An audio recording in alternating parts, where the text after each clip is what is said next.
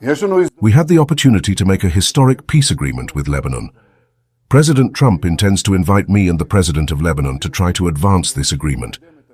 This opportunity exists because since the War of Independence, we have fundamentally changed the balance of power in Lebanon. We executed the pager operation.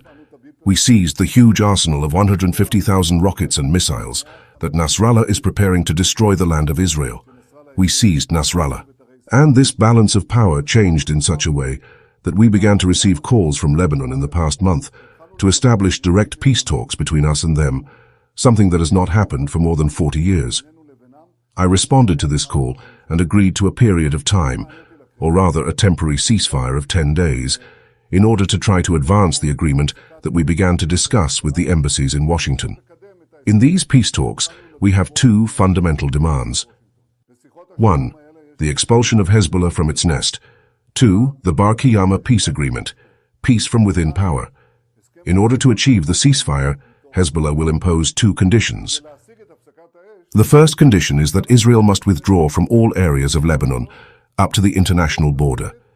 The second condition is a ceasefire in a quiet, very quiet manner. I did not agree to this and not to that, and indeed these two conditions do not exist.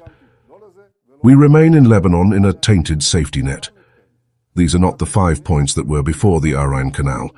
It is a safety net that starts at the sea and continues up to Mount Dov and the Hermon Mountains, up to the Syrian border.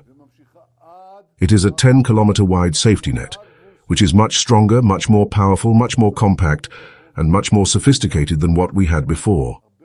We are there. We are not leaving. First of all, this allows us to prevent the danger of an invasion within our communities. And secondly, it allows us to prevent the firing of live ammunition within the communities. The communities are now protected from these two dangers. Of course, there are still problems. There are missiles that we still have to deal with as part of the progress to a comprehensive peace and security agreement. But there is another thing, and I want to tell you what it is. I spoke to President Trump just now, and he told me that he is determined in a tremendous way to continue the sea blockade and to bring to an end the nuclear capability of Iran, what is left of it. He will not give up on this. He is certain that he can eliminate this threat once and for all, following the great things that we have done together. Of course, we will deal with the threat of missiles, as well as the capability of enrichment. I am not going to explain. There are two very important processes that can change our security and political situation in a fundamental way for the coming years. With God's help, we will do this, and with God's help, we will succeed.